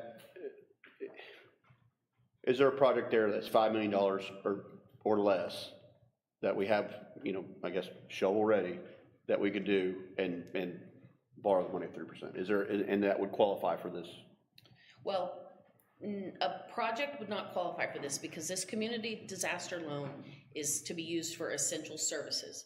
So essentially, to get however much out of this, I'm gonna have to go back 5 years and pull what was used for essential services only, and we basically would be reimbursing ourselves. Thank you. No further questions from me, Mayor. I agree with what he's saying. I don't see a need or an emergency cause to make us create a need to repay $5 million over 5 years. It seems unnecessary. We're going to have enough issues with finding funds to take care of problems that we've got to deal with anyway without having to pay back $5 million that quickly. Can't see doing that. You do not have to draw the whole $5 million, just to clarify. Up to 5 million, yeah, right. I have to agree with what you guys are saying. There's no need to do it. We've been functioning just fine without it. I do want to say, because we do have our finance director here, that I really don't want to see things like this come up so quickly, especially without budget and not knowing how it's going to affect our tax rate and how this is going to affect everyone in the future. I just want to actually put that on record. That's a little disappointing again, with these funding coming up out of the blue, and we're just kind of blindsided with them. So we just want to make sure that, that when we're doing these things, we're doing it correctly from forward on. And just because you can doesn't mean you should have to get debt. So I just wanted to go on record and say that. That's kind of the only comment I really have to say. I think, Mayor, that I agree that we don't pull it, turning around in a couple of years and having to pay back the interest doesn't make any sense. There's no reason for us to go in further debt. Maybe it made sense at the time when the former councils and administration, had the best of intentions, but this is where we're at. So I don't, we don't need to pull it. I think there was some public thoughts out there that I heard from folks thinking that this was project-based. Thank you for the clarification and what the funding was intended to be used for, what essentially we drew down. To Andrew's point, or Councilman Hatman, we've got to strengthen our grant management process. We already know that. You're making good progress towards that. Welcome to the team. So I think this is a good opportunity for us to learn how we can improve our processes in the future, that we draw down when we're supposed to. We make sure that we're accounting for those funds more timely rather than waiting years down the line. And that's not on you, Vanessa. That's well before your time. And I would just like to say, going through the minutes, it's very clear that it was intended and instructed to draw down the loan. So that's not, anyway. I guess in future, I don't know if this, Art, stop me if I get out of bounds here. In the future, budget or amendments or whatever we want to talk about in budgets, can we bring that to council if we're moving money? Like, so we budgeted for the CDL loan to be utilized for certain things. Obviously, it was never used. It was pulled out of wherever it may have been pulled from. So I have every intention of being fully transparent with you and the public. If we're pulling the CDL loan, it will be in the budget and it will be a credit and a debit. There's not going to be anything ambiguous as to whether or not it was taken or not. This, as much as it's a surprise to y'all, it was to us too, when we're trying to figure out where our money is and we figure out, well, it's not here. So the only thing I can offer you is you're going to know everything I know. If there's a surprise for me, it'll be a surprise for you, but I'll try to give you as much of a heads up as I can. And there's going to be some more things coming up that we're all kind of shaking our heads at through this budget session, but we're going to work through them. We're going to correct them. And then I absolutely have a commitment to putting everything out there. There's nothing, the business of the city is not a secret. Okay, thank you. I'm just going to mirror what Andrea said. I think this is definitely an example that we do need greater transparency, and I know a lot of this was put on you and placed on you, but, I think it's fair, not only us as the council deserve that, but, the residents deserve it as well. I don't know if, I know you have a lot of plans to produce that for both.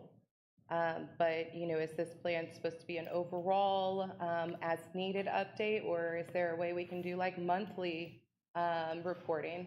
So our charter requires that you're given a monthly financial report. I have a finance director now. You'll get them. I don't know that you've gotten them in the past, but you will. Okay.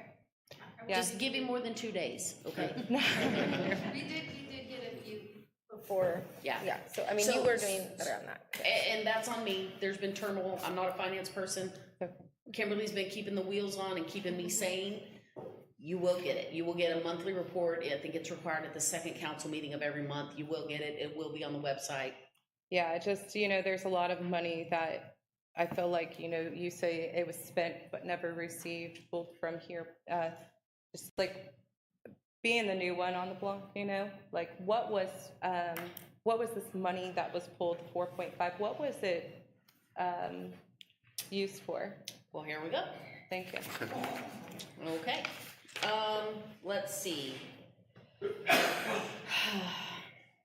Drainage maintenance, almost $1 million. It was stated in the minutes that $1 million from the CDL could be used for it, for repairing, cleaning out ditches, pothole repairs, anything of that sort, but it cannot be used to build new detention ponds.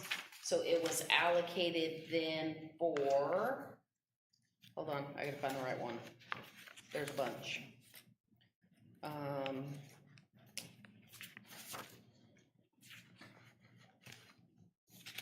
100,000 right here that Mr. Donahoe requested and was granted for drainage. Oh gosh, I had one that listed out everything. I'm so sorry. It listed out the dollar amount. I'm so sorry. I thought I was more organized than this.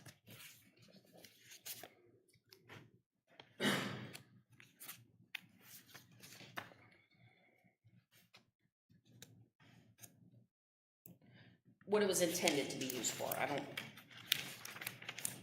Sorry. Sorry.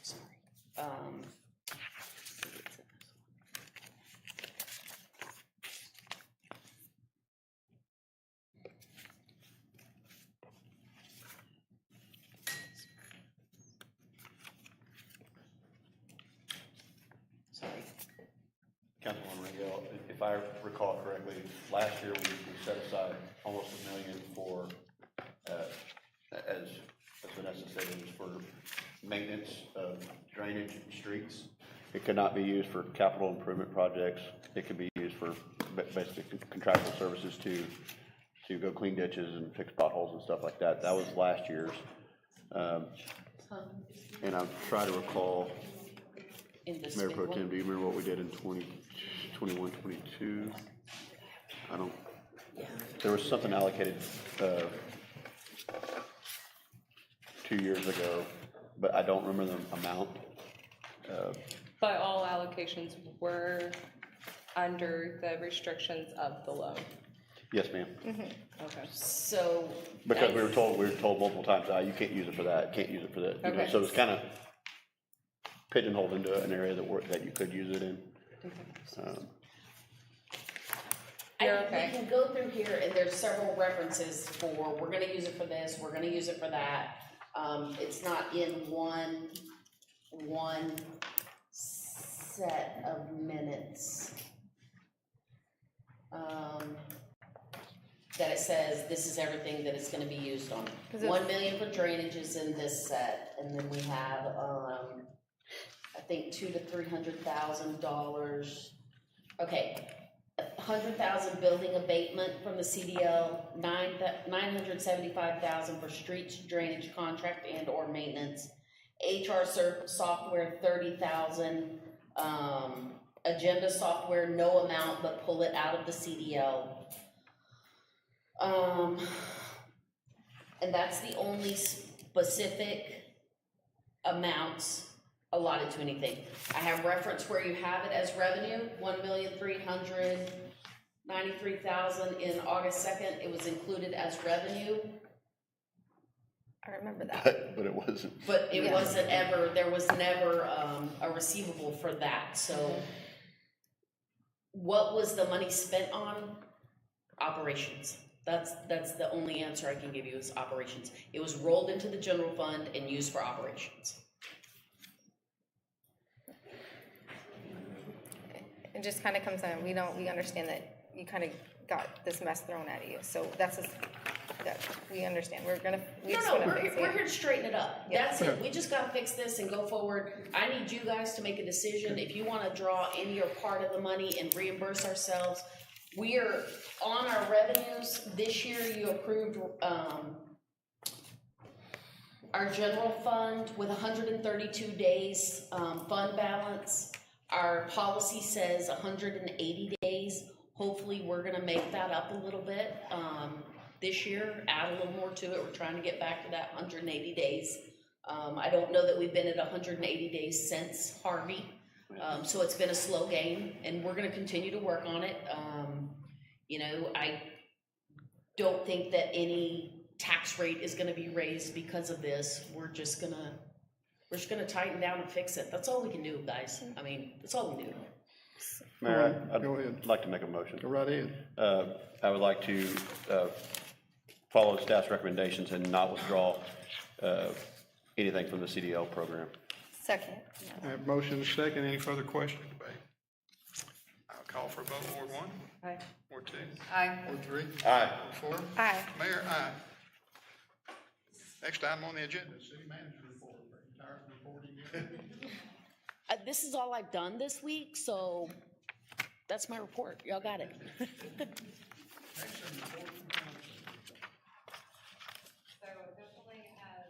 Last couple of weeks out in that area, a lot of events, a lot of traffic, everything went very, very well. Working with a few residents, you know, getting a few things taken care of. Everybody's done very well, being receptive. Thank you again. So all's well on that side of town. I don't have anything specific other than the holiday was great, and I believe that everyone coming in, as well as that lives here, enjoyed themselves and remain safe. I'm good. I think I talked enough today. Ward 3? Successful 4th of July weekend in Rockport. Is very, very busy. That's about all I have. Kind of the same thing, it's been quiet, just the heat of the summer, so everyone stay cool. The Stormwater Drainage Advisory Board met and had an interesting meeting. We are still looking at coming up with a master plan for drainage for the county and finding a way to control it where it is used for where it is necessary on a priority basis as opposed to whose jurisdiction it is in. And the cost would be shared by everybody that needs to have the drainage work done, and that is something that is ongoing and is talked about once a month at least. And there will be workshops for those people to sit around and talk about how that will be arranged and how it will work. And when it is done, it will be something that we haven't been able to accomplish in the past, and that is all of our entities working together to take care of problems that we've got, and we really need to do that. So thank y'all. If we have nothing else, I'll entertain a motion to adjourn. I have a motion to adjourn. Do I have a second? Second. We're adjourned. It is 8:36. Standing ovation. Yes, Danielle. Sure. Somebody.